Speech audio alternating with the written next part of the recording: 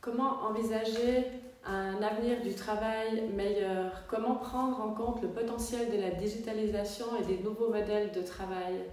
Ces derniers mois, à tous les niveaux hiérarchiques du secteur privé ou de l'administration, les personnes ont dû expérimenter le télétravail.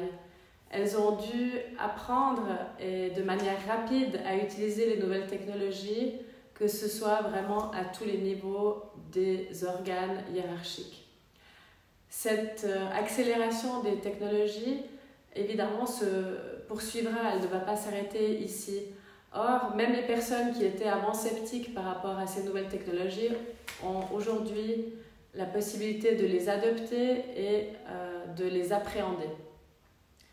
Par contre, il est sûr que cette période d'intense télétravail et à distance a parfois mis à mal les relations sociales et la difficulté de placer l'humain au centre.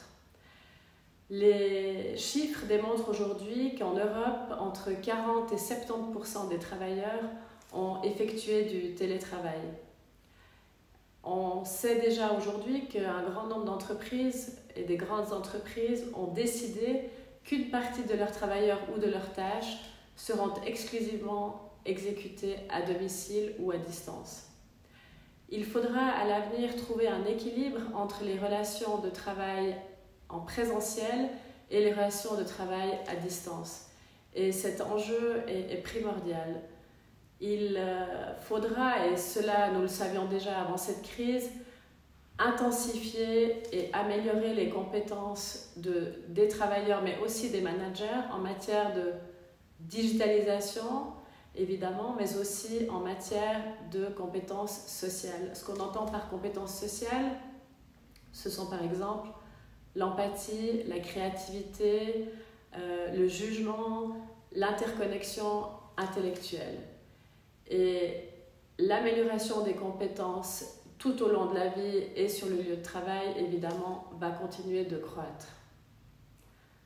Pour le futur, il s'agira d'assurer cet équilibre et il s'agira également de placer l'humain au centre des technologies tout en permettant d'aller de l'avant et de continuer à promouvoir la technique. Merci beaucoup.